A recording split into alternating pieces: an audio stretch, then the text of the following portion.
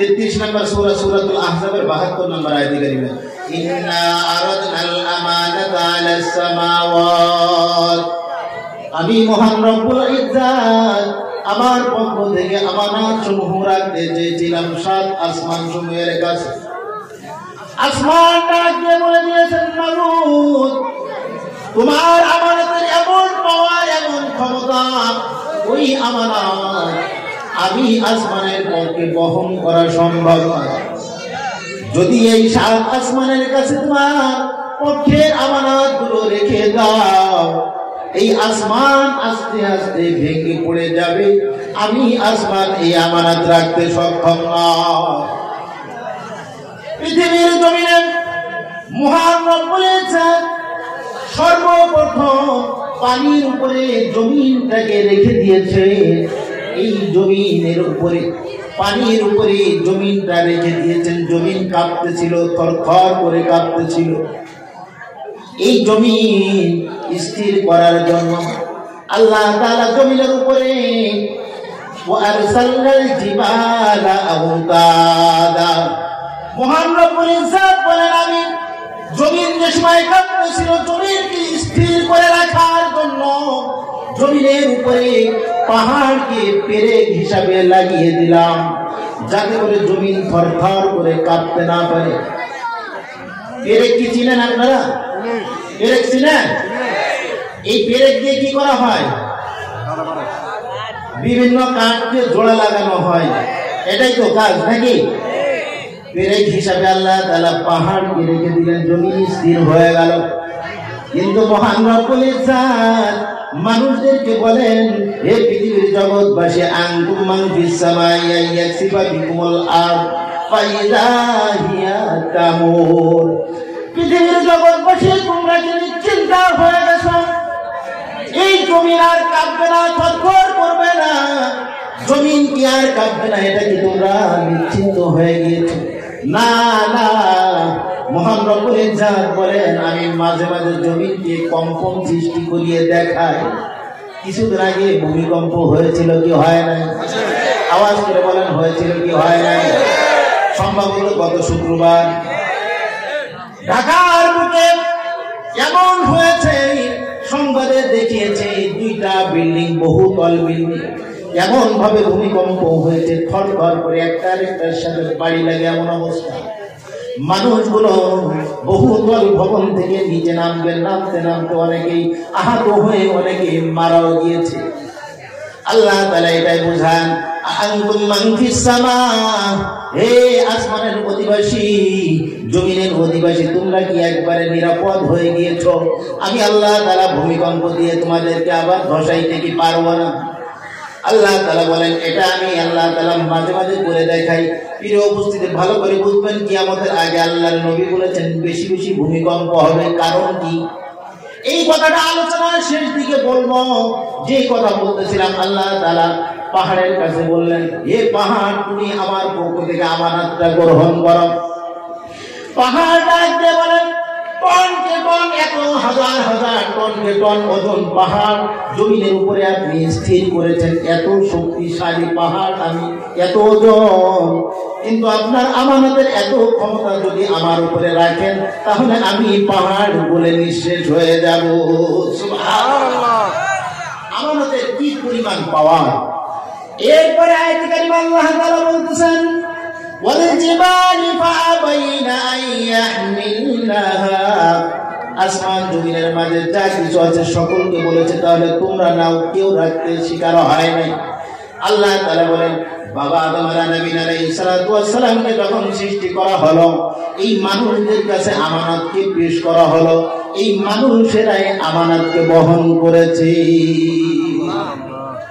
কারা বহন করেছেন কারা করেছেন পৃথিবীর জমিনে আল্লাহ তাআলা আপনাকে আমাকে যা দিয়েছেন সবকিছু আমাদের কাছে কি নাও আমানত কি বলেন আওয়াজ করে বলেন সবকিছু কি আমানত এই যা কিছু আছে এর ভিতরে একটা আমানত হলো আমাদের নিজেদের সন্তানেরা একটা আমানত কি বললাম আমাদের নিজেদের সন্তানেরা এই সন্তান হলো আমাদের কাছে আমানত আমি এই ধারাবাহিকতা ছোট্ট একটা ঘটনা বলে আমার আলোচনা শেষ করে দিলাম সম্মানিত উপস্থিতি যদি কোনো ব্যক্তি আমানতগুলোকে যথাযথভাবে আল্লাহর দেওয়া আমানতগুলো যথাযথভাবে রক্ষা করে, এর বাস্তবিক প্রতিফলন তার বংশের ভিতরে ঘটিয়ে দেয়। জামানার একজন বিখ্যাত বুজুর্গ ছিল, বিখ্যাত মুহাদ্দিস আব্দুল্লাহ ইবনে মুবারক রাহমাতুল্লাহি আলাইহি।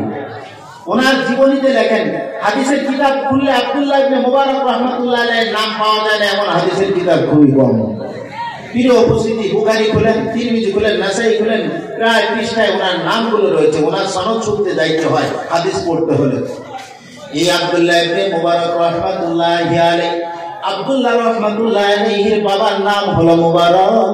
এই মুবারক রাহমাতুল্লাহি আলাইহি একজন আঙ্গুর বাগানের মালিক। উনি ছিল বর্তমান তদানীন্তন সময়ের রাজা। ওনার বাগানে পাহারা দিত। মালিক তাকে নিযুক্ত করেছেন বাগানের আঙ্গুরগুলো দেখাশোনা করার জন্য, বাগান পাহারা দেওয়ার জন্য। এক নয়, দুই নয়, দীর্ঘ 8টা বছর অতিবাহিত হয়েছে। কত বছর? আওয়াজ করে বলেন, কত বছর? 8টা বছর অতিবাহিত হয়ে গিয়েছে, দীর্ঘ 8টা বছর। গ্রীষ্মের প্রচন্ড দারুণ উত্তাপের সময় একদিন বাগানের মালিক বাদশাহ আঙ্গুর বাগানে চলে এসেছে। আসার পরে ডাক দিয়ে বলে, এই মুবারক এদিকে আসো, মুবারক এদিকে আসো। ডাক দিয়েছে, মুবারক নিকটে চলে এসেছে। এরপরে মালিক ডাক দিয়ে বলে, মুবারক রে, আমার তো অনেক তৃষ্ণা লেগেছে গরমের কারণে, তুমি আমার জন্য এক গ্লাস আঙ্গুরের জুস করে নিয়ে আসো, আঙ্গুর চিপিয়ে। বাবাজিরা ভালো করে বুঝবেন কেমন মানুষ ছিল মুবারক রাহমাতুল্লাহি আলাইহি। মুবারক রাহমাতুল্লাহি আলাইহি প্রথম এক গাছ থেকে আঙ্গুর নিয়ে চিপে জুস করে গ্লাসে করে নিয়ে এসেছে। মনিব যে সময় মুখে দিয়েছে, মনিব মুখে দিয়েছে, মুখে দিয়ে দেখে, খাওয়ার পরে বলে, কিরে মুবারক, এটা তো টক হইল না, তুমি একটা মিষ্টি গাছের আঙ্গুর থেকে নিয়ে আসো।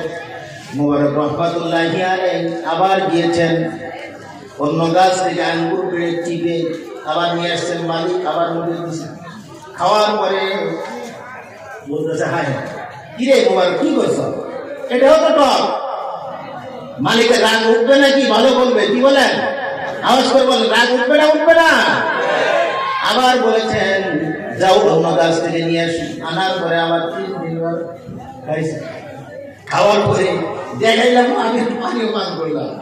ফিরে উপস্থিতি, এবার মালিক ডাক দিয়ে বলে, মুবারক রে, তোমার কি কোনো হিসাব কিতাব নাই? 3-3 তোমাকে বললাম জুস করে আনতে, টক গাছের আঙ্গুর, টক আঙ্গুর তুমি চিপে জুস করে নিয়ে এসেছো। কোন ধরনের ফাজলামি আমার সাথে? তুমি আমার বাগানে থেকে এমন কেন করো? 8টা বছর, দীর্ঘ 8টা বছর তোমার এখানে অতিবাহিত হয়ে গিয়েছে।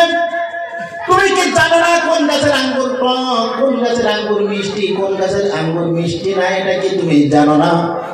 মুবারক রাহমাতুল্লাহি আলাইহি ডাক দিয়ে বলেন, মনি বাবা, কিছু মনে নিয়েন না, বেয়াদবি ক্ষমা করবেন।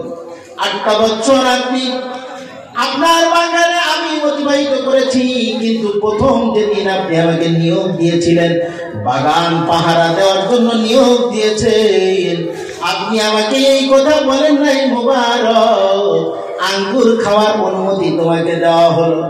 আপনি যেই অনুমতি আমাকে দেন নাই, আমি মুবারকের পক্ষে এটা সাহস হয় নাই আপনার বাগানের আঙ্গুরগুলো পরীক্ষা করার। সুবহানাল্লাহ। আর যদি আমাদের সময় এমন হইত, দেখেন না চেয়ারম্যান মেম্বার রিলিফের চাউলগুলো আসে গরিব মানুষকে দেওয়ার জন্য। রিলিফের চাউল পাওয়া যায় কোন জায়গায়? আপনাদের এলাকায় মনে হয় না এমন? চেয়ারম্যান সাহেবের পুকুরে যায় পাওয়া যায়, হয় না? হয় না? হয়। যে সময় প্রশাসনের লোক আসছে, চাউল কোথায় ফেলবে? পুকুরের ভিতরে ফেলেছে। দায়িত্ব তো বাবা তোমার এটা ছিল না। মানুষ যদি সৎ না হয়, দিনই শিক্ষা যদি তার ভিতরে না থাকে, এই মানুষ দিয়ে কখনো সৎভাবে রাষ্ট্র পরিচালনা করা যায় না। কথা বলেন ঠিক কিনা? সম্মানিত উপস্থিতি, মুবারক রাহমাতুল্লাহি আলাইহি বলেন, মনি বাবা ক্ষমা করবেন, দীর্ঘ 8টা বছর পার করেছে, আপনি তো আমাকে আঙ্গুর খেতে খাওয়ার অনুমতি দেননি। মালিক হতভম্ব হয়ে গেল, কেমন ব্যক্তি, আশ্চর্য হয়ে গেলাম। এই তো আমার ধারণার উপরের ব্যক্তি দেখা যায় 8টা বছর বাগানের আঙ্গুরটাও আমার অনুমতি ছাড়া মুখে দেয় নাই। মুবারককে মালিক ডাকে বলে, মুবারক আজ থেকে তোমার স্থান এই আঙ্গুর বাগানে নয়, আমি মালিকের বাড়ি পাহারায়। সুবহানাল্লাহ। সম্মানিত উপস্থিতি, মনোযোগ, গভীর মনোযোগ দিয়ে শুনবেন। তদানীন্তন সময়ের বাচ্চার একটা সুশ্রী মেয়ে ছিল। এই যুবক ভাই যারা সব বিবাহ করো নাই, তোমাদের কথায় চলে আসছে, ভালো করে বুঝো। বিবাহ কারা করো নাই একটু হাত উঁচু করো দেখি। নারায়ণ থাকবেন। আরে তোমাদের আওয়াজ বেশি নাকি যারা বিবাহ করছে ওদের আওয়াজ বেশি? পরীক্ষা হবো তো। যারা করো না হাত উঁচু করো। নারায়ণ থাকবেন। এবার নামাও। এবার যারা করেন নাই হাত উঁচু ভাই করেছেন, উচ্চ করতে বললাম না, আপনারা তো লাইন চলে গেছে গা। তারপরে আমার আরেকটা করে নিয়ত যদি করেন, এখন বাড়িতে গেলে কিন্তু বিপদ অবস্থা খারাপ হয়ে যাবে, ঘরে আর উঠতে দেবে না, এমন একটা অবস্থা হওয়ার পরিবেশ আছে না নেই? সম্মানিত উপস্থিতি, যুবক ভাই যারা আছো ভালো করে খেয়াল করবা। সামনে তুমি একজন রমণী তোমার বাড়িতে নিয়ে আসবা, ঘরে নিয়ে আসবা। কেমন স্ত্রী তোমার ঘরণী হিসাবে তুমি গ্রহণ করবা, এটা এখান থেকে গ্রহণ করা উচিত। সম্মানিত উপস্থিতি, বাদশার একজন মেয়ে ছিল, সুশ্রী মেয়ে। ওই মেয়েকে বিবাহের জন্য বিভিন্ন দেশ থেকে, দূর দূরান্ত থেকে বিভিন্ন রাজা বাদশার ছেলেরা প্রস্তাব নিয়ে আসে। মেয়েকে বারবার বলে, মারে একটা মাত্র সন্তান, তুমি আমার একটা মাত্র কন্যা সন্তান, আমি তোমাকে বিবাহ দেবার চাই, তুমি কি বিবাহ করবে না? মেয়ে ডাক দিয়ে বলে, বাবা আমি বিবাহ করতে চাই, আমার আম্মাকেও বলেছি। এমন একজন ব্যক্তিকে আমার জীবন সঙ্গী হিসাবে বেছে নিতে চাই, যার ভিতরে আল্লাহর ভয় থাকবে, দিনদার হবে, এমন ব্যক্তির সাথে আমার জিন্দেগি পার করতে চাই। কারণ আল্লাহ পাক আপনাকে সম্পদ কম দেন নাই, অনেক সম্পদ দিয়েছি। আপনি আমাকে এমন একজন দিনদার নেককার ব্যক্তির সাথে আপনি আমাকে বিবাহ দেন। বাদশা পরামর্শ করে স্ত্রীর সাথে, স্ত্রী রে কেমন ছেলের সাথে তোমার মেয়ে বিবাহ দিতে চাও? বিভিন্ন রাজা বাদশার সন্তানেরা ছেলেরা আসে। স্ত্রী ডাক দিয়ে বলে, হে বাদশা বান্দার, গোয়াল ঘরের সামনের ঘাস গুলো গরুতে খাবার চান। কথা সত্য না মিথ্যা? গোয়াল ঘর যেখানে আছে, গরু যেখানে রাখেন, আপনারা গোয়াল ঘর বলেন তো নাকি? ওই সামনের ঘাস গুলো দেখুন যত মোটা তোলা হয়, গরুতে তেমন খাবার চায় না। এমন হয় না? হয় না? দূর থেকে মরা ঘাস খায়, কিন্তু এটা নজরে বাঁধে না, স্বাভাবিক ব্যাপার, সামনে আছে। এই জন্য মালিককে স্ত্রী ডাক দিয়ে বলে, আপনি এর থেকে সব ছেলে আর কাকে খুঁজতে চান? দীর্ঘ 8টা বছর আপনার বাগান পাহারা দিল, অনুমতি ছাড়া কোনোদিন একটা আঙ্গুর মুখে দেয় নাই। বাড়িতে রয়েছে সর্বদা দেখি সেই দিনী বিধানগুলো পালন করে, এর থেকে দিনদার সন্তান আপনি আর কোথায় চান? ছেলে সন্তান কোথায় চান?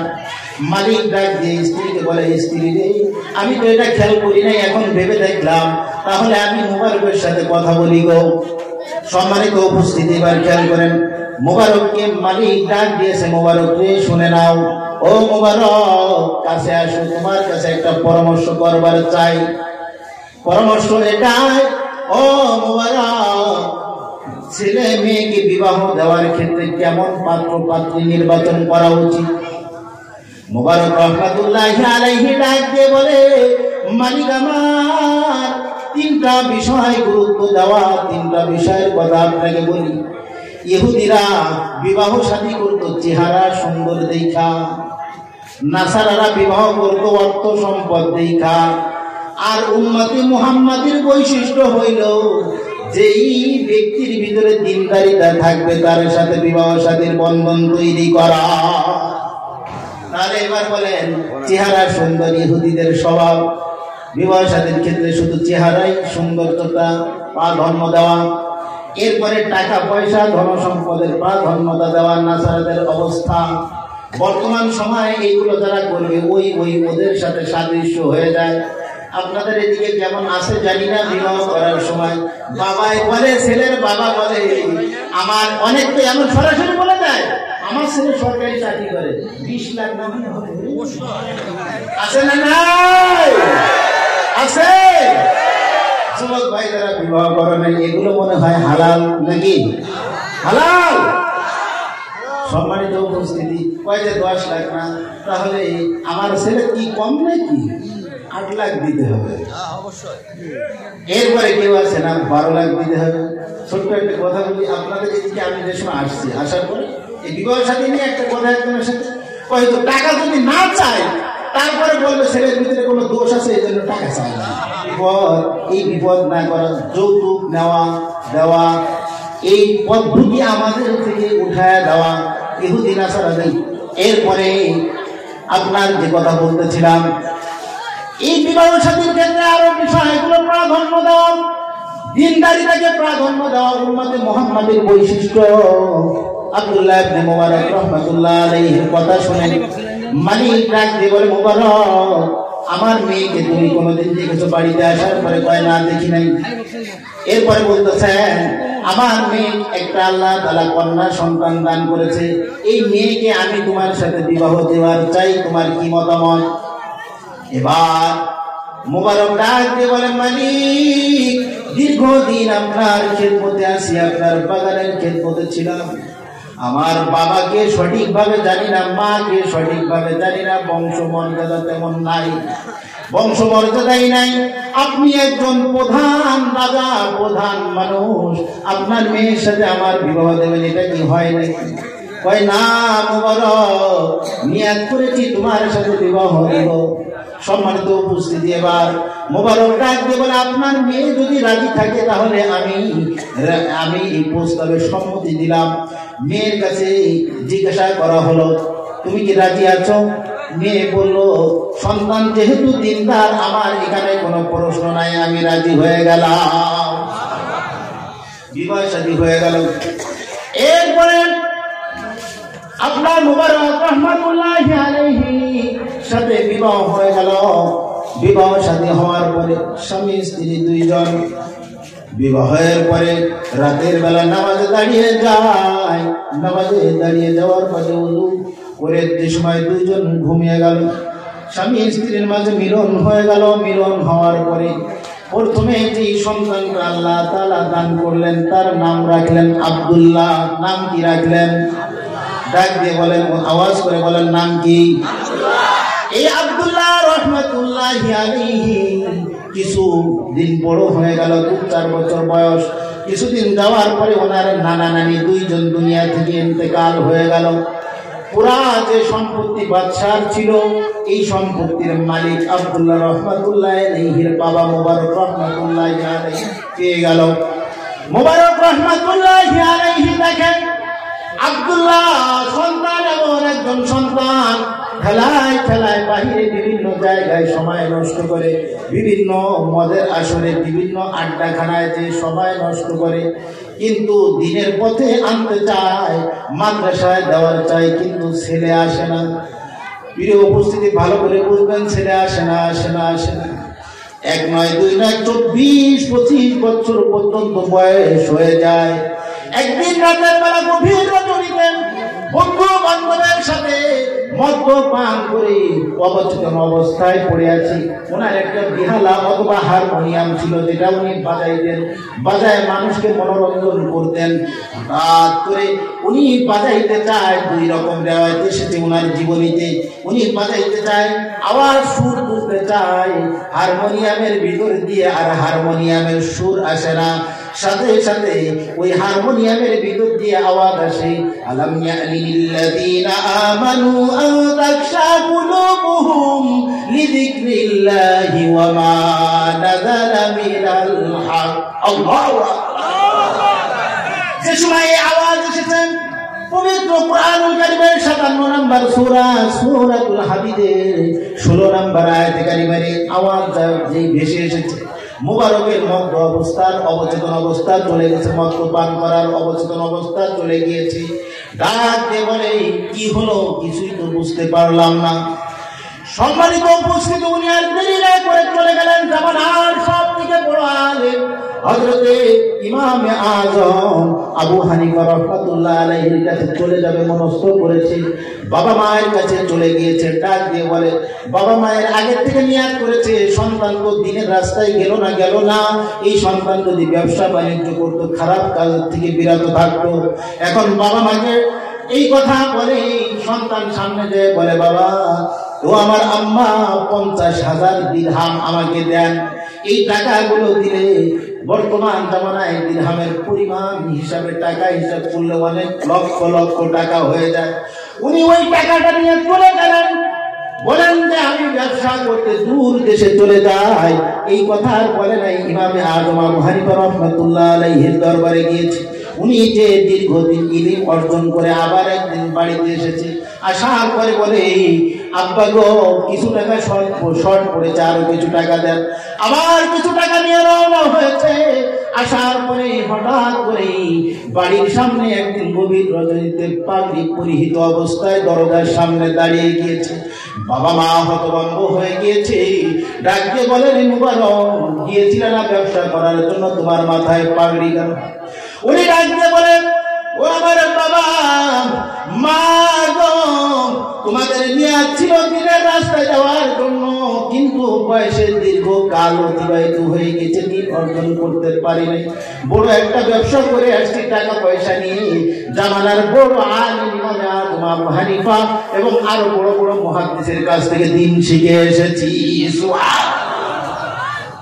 সম্মানিত উপস্থিতি, প্রিয় উপস্থিতি, যে কথা বলতেছিলাম, আমানত যদি কোনো ব্যক্তি রক্ষা করে, আল্লাহ তাআলা বাস্তবিক প্রতিফলন তার বংশের ভিতরে ঘটিয়ে দেন, দেখায় দেন। এরপরে ইমামে আব্দুল্লাহ ইবনে মুবারক রাহমাতুল্লাহ আলাইহি আল্লাহ এমন কবুল করলেন যে ওনার নামটা হাদিসের পাতায় পাতায় আল্লাহ তাআলা উঠিয়ে দিয়েছেন। জামানার শ্রেষ্ঠ মুহাদ্দিস হিসাবে আল্লাহ তাআলা ওনাকে কবুল আর মঞ্জুর করলেন। সম্মানিত উপস্থিতি, যে কথা বলতেছিলাম, বিবাহ শাদীর ক্ষেত্রে এখানে কয়েকটা কথা উঠে এসেছে। কেমন পাত্র পাত্রী নির্বাচন করা, হাদিসের ভিতরে এসেছে, তুনকাহুল মারআতু লিআরবাইন লিমালিহা ওয়া লিহাসাবিহা ওয়া লিজামালিহা ওয়া লিদীনিহা ফাসফার বিযাতিদ দ্বীন। প্রথম নম্বরে তার চেহারা দেখবা, লিজামালিহা ওয়া লিহাসাবিহা বংশমর্যাদা দেখা। এরপরে আরেকটা বিষয়ের কথা হাদিসের ভিতরে এসেছে, আরেকটা হলো তার সম্পত্তি কেমন আছে, এটা দেখতে হবে। আল্লাহর নবী বলেন, তিনটাই কোনো ব্যক্তির ভিতরে পাওয়া গেল না, একটাই পাওয়া গেল, দিনদারিতা পাওয়া গেল, তাহলে তুমি ওই দিনদারিতাকে প্রাধান্য দাও। যদি দিনদারিতা প্রাধান্য না দেওয়া হয়, কপালে শনি উঠে যাবে। আল্লাহর নবী ঐতিহাসিক ভাষণে বিভিন্ন হাদিসের ভিতরে বলেছে, শেষ জামানায় যার সন্তান পৃথিবীতে বেশি দেখা দেবে, অবৈধ সন্তান। কি সন্তান? আওয়াজ করে বলেন, কি সন্তান? আমার আলোচনা শেষ পর্যায়ে চলে আসতেছি, একবার অল্পের ভিতরে শেষ হয়ে যাবে। শেষ জামানায় একবারে জারোর সন্তানে পৃথিবীটা একবারে ভরে যাবে, অধিকাংশ দেখা দিবে। কই কেমনে? দেখেন, অনেকগুলো পদ্ধতি আছে। বাবা মায়ের যদি সঠিকভাবে বিবাহ করে, তাহলে ওর মাধ্যমে যে সন্তান হয় বৈধ সন্তান, এটা আমরা মানি। কিন্তু বিবাহ করেছে সন্তান, বাবা রয়েছে মাও রয়েছে একসাথে, সন্তান হইতেছে অবৈধ, এমন আছে না না? আওয়াজ করে বলেন, আছে না নাই? আছে না নাই? এই যুবক বাবাজিরা, তোমাদের বলেছি ভালো করে খেয়াল রাখবা। বিবাহ করার সময় যায় তো চুপ করে যায়, একটা রুমাল মুখে দিয়ে লজ্জাতে বসে থাকবা, কিন্তু কিছুদিন পরে ওই বউ তোমার থাকবে না, চলে যাবো অন্য জায়গায়। 18 নম্বর একটা ধারা আছে। কত নম্বর ধারা? যেখানে সাইন করতে হয় কাজী সাহেব আসে বিয়ে পড়ানোর জন্য, 18 নম্বর একটা ধারা আছে। ওই ধারাতে লেখা আছে, স্বামী কর্তৃক স্ত্রীকে তালাক প্রদানের ক্ষমতা অর্পণ করিয়াছে কিনা, করিয়া থাকিলে কোন কোন শর্তে। বুঝাইতে পারছি? তুমি যে না পড়িয়া চুপচাপ নতুন পর যাইয়া রুমাল মুড়ি দিয়ে বসে আছো, কিছুদিন পরে তোমার বউ থাকবো না, যাবো না। এরপরে তুমি ভালো করে পড়বা, ওইখানে কি লিখতে হবে। ওলামা ইকরামের কাছ থেকে তুমি জেনে নিবা। তুমি যদি স্ত্রীকে অনুমতি দিয়ে দাও, হ্যাঁ সমান অধিকার দিলাম, পৃথিবীতে সমান অধিকারের যুগ, বললা যে সমান অধিকার, আবার লিখে দিলা। কেউ বলে দেয় বলিবানা না হলে, কেউ বলে খোরপোশ না দিলে। এখন ভালো করে বুঝেন, স্ত্রীকে তালাক দেওয়ার ক্ষমতা অর্পণ করে দিলা। এবার তোমার স্ত্রী বাড়ির ভিতরে সামান্য কিছু নিয়ে রাগারাগি হয়ে গেল, বাজার থেকে 5 টাকার কাঁচামরিচ জানার কথা ছিল, তোমার মনে নাই? রাতের বেলা যে সময় রান্না করবে স্ত্রী মাথা গরম, গোলামের ফুল ওর সংসার এতদিন আমি দেখতেছি জ্বালায় পোড়ায় শেষ করে দিছ, 5 টাকার কাঁচামরিচ এটাও নিয়ে আসিস নাই, ওর সংসার আমি আর করবো না, ওর একবার তালাক দিয়ে দিলাম, করে দিলাম, মারে দিলাম, বাপরে দিলাম, 14 গোষ্ঠী তালাক দিয়ে গেলাম না। এমন কথা কয় না? কয় না? আওয়াজ করে বলেন, বলে না? বলে না? এটা বলার দ্বারা যদিও তালাক হয় না, কিন্তু শব্দটা যদি উল্টায় বলে আমার উপরে তালাক দিলাম, স্ত্রী কি বললো? যদি বলে আমার উপরে তালাক দিলাম, ওই বউ আর থাকলো না, গেল শেষ হয়ে। কথা বলছেন? এই জন্য যুবক বাবাজিরা, মুরব্বী বাবাজিরা যারা আছেন, সন্তান বিয়ে দেওয়ার সময় ভালো করে খেয়াল রাখবেন, কারণ আপনি আপনার জমি দলিল অন্যজনের নামে দিয়ে সাইন করে দিয়েছেন। এখন যদি বলেন যে হুজুর আমি তো ওটা জানি না, কিন্তু ওই কথা খাটবো নাকি? ওই জমি কি আপনার থাকবো নাকি পাড়ার ছবিতে নিয়ে যাবো না? হ্যাঁ, এরপরে কথার কথা এমন হয়, একটা সূরা বুঝাইলাম, এর থেকে যত সন্তান হবে এই সন্তানগুলো অবৈধ। ভালো লাগতেছে আপনাদের? চলবে? মাশাআল্লাহ। তো যে কথা বলতেছিলাম, এবার আরেকটা পদ্ধতি শুনে রাখেন। সন্তান বিবাহ দিয়েছেন, স্বামী স্ত্রীর মাঝে ঝগড়া লেগেছে, গভীর রজনীতে আসে, হুজুর একটু ওঠেননি, কয় কি হয়েছে? কয় হুজুর ওরে ক্ষমা দিয়েছে। কি দিছে? এরপরে বলে হুজুর রাগ করে ওর বউরে তালাক দিছে। কয়টা দিছে? কয় 1টা 2টা 3টা 4টা বলছে, তোরে তালাক, তোর মারে তালাক, 14 গোষ্ঠী তালাক দিয়ে দিলাম, তার গোষ্ঠী শুনতে পুরা তালাকের ডিলার গোডাউন দিয়ে দিছে। ওই বউ কি আছে না গেছে গা? এরপরে কিছু মানুষ আছে উলামায়ে কেরামের কাছে যদিও যায়, হুজুরা বলল যে না আপনার স্ত্রী নাই, বলে হুজুর জীবনে কত হারাম কাজ করেছি, হারাম খেয়েছি, ওইটাই মানি না, আর এই সামান্য মুখ দিয়ে ওইটা কইছি, তাতে কি হয়েছে? আপনার কথা কে গায়ে শোনে? ও আমি থাকবো, হুজুরটা তো এমন খবর, এখন গয়না সমাজে আছে না নাই? আওয়াজ করে বলেন, আছে না নাই? এর থেকে যতবার যত সন্তান হবে, যতবার স্ত্রীর সাথে বৈধ মনে করে মিলন করবে, ততবার জিনার গুনাহ হবে। যতগুলো সন্তান হবে সবগুলো অবৈধ, যার সন্তান হবে। নাউযুবিল্লাহ। আল্লাহর নবী তো এই জন্যই বলেছেন, এই যে শেষ জামানায় উতুল্লিম বাদা যালিকা জালিম, কোরআনের পরে আল্লাহর উপরে, আল্লাহর বিরুদ্ধে যেগুলো কথা বলেন, এই যুবক ভাইরা তোমরা ভালো করে খেয়াল করে শোনো। এমন যদি হয় দেখা দৃষ্টিতে তোমার সরকারের বৈধ যে নিয়োগ দেশীয় আইন আছে, তালাক দিলে বলে 3 মাস পরে তালাকের কার্যকারিতা হয় না রে বাবা। ইসলামী নিয়ম অনুপাতে মুখ দিয়ে যে সময় বলেছো, হাসতে হাসতে যাও, কাঁদতে কাঁদতে যাও, রাগ করে যাও, তোমার বউ গেছে গা নাই। যদি তুমি মুসলমানের বাচ্চা হও, এটা মানতে হবে। ওই বউ নিয়ে যত তুমি সংসার করবা সবগুলো অবৈধ সন্তান হয়ে যাবে। এই জন্য আল্লাহ নবী বলেছেন শেষ জামানায় অবৈধ সন্তানের সংখ্যা বেড়ে যাবে। এই জন্য আমাদের সকলকে সতর্ক হতে হবে, এই অবৈধ কাজ থেকে আল্লাহ আমাদের হেফাজত করে। সকলেই বলেন আমিন। আয়াতে কারিমা পড়েছিলাম, যত আমানত রয়েছে এর ভিতরে একটা সন্তান, এই সন্তানকে যদি ছোটবেলায় লালন পালন সঠিকভাবে না করি, কাল কিয়ামতের ময়দানে আল্লাহ তাআলার কাছে এই সন্তানেরা মামলা দায়ের করে দিবে। এই একই সূরা 33 নম্বর সূরা, সূরাতুল আহজাবের ভিতরে আল্লাহ তাআলা বিবরণ দিয়েছেন 67 নম্বর আয়াতে কারিমায়, ওয়া ক্বালু রাব্বানা ইন্না আতানা সাদাতানা ওয়া কুবরানা ফাআদাল্লুনাস সাবিলা। সন্তানেরা ডাকতে বলবে, হে আমাদের প্রতিপালক, বাবা মার কথা শুনেছিলাম, নেতা নেত্রীর কথা শুনেছিলাম, ওরা দুনিয়ার জমিনে আমাদেরকে দিনের পথে চলাই নাই, পদচ্যুত করেছে। আজকে আমাদের যেই আযাব দিবা, আমাদের বাবা মা নেতা নেত্রীদের একটু সামনে এনে দেন, এদেরকে আমাদের থেকে দ্বিগুণ শাস্তি প্রদান করে। আজকাল বাবা মা বৃদ্ধ হয়ে গেলে আফসোস করে, হুজুর আমার সন্তান গেল গা, আমার সন্তান আমার ঘর থেকে বের করে দেয়, আমার সন্তান আমার বৃদ্ধাশ্রমে পাঠাইছে, আমার সন্তানকে একটু বুঝান না, ও চেয়ারম্যান সাহেব, মেম্বার সাহেব, একটু বুঝান না। হায় রে বাবা, সন্তানকে ছোটবেলায় দিনের বুঝ দেওয়া নাই। একটা মেহগুনি গাছ যে সময় 40 বছর বয়স হয়ে যায়, 30 বছর বয়স হয়ে যায়, ওই পাকা গাছকে ওই সময় টাইমে কি সোজা করা যায় নাকি? আওয়াজ করে বলে যায়। ওরা সোজা করতে হলে যে সময় বছর খানেক বা 6 মাস বয়স ছিল, 3 মাস বয়স ছিল, ওই সময় একটা সোজা লাঠি ওর সাথে বেঁধে দিলে গাছটা এমনি সোজা হইত। ও বাবা, তোমার সন্তান বড় হয়ে তোমার শিমুল গাছে মাথা ঠেকানোর দরকার নাই। ছোটবেলায় যদি তার ভিতরে কোরআনি শিক্ষা, হাদিসের শিক্ষা, এই যে মাদ্রাসার শিক্ষাগুলি দ্বীনি শিক্ষা দিতা, আশা করা যায় বড় হইয়া যেই সন্তানের ভিতরে দ্বীনি বুঝ আছে, বাবা মায়ের জীবনে বৃদ্ধাশ্রমে পাঠাবে না। বর্তমান সময়ে বৃদ্ধাশ্রম গুলো অনেক ভাবে খোলা হচ্ছে। প্রিয় উপস্থিতি, এ যুবক বাবাজিরা যারা আছো, বাবা মা যাদের এখানে আছে, ভালো করে খেয়াল রাখবা। 1 মিনিট আছে 35 বাজলে, এর ভিতরে আমি কথা শেষ করে দিব। ইবনে মাজাহ শরীফের ভিতরে 3662 নম্বর হাদিসের ভিতরে এসেছে, এক সাহাবী আল্লাহর নবীর কাছে এসে বলে, আল্লাহর নবী, বাবা মায়ের উপরে কি হক? আল্লাহর নবী বলেন, হুমা জান্নাতুকা ওয়া নারুকা। কয় মানে কি? কয় বাবা মা তোমার জান্নাত না হয় জাহান্নাম।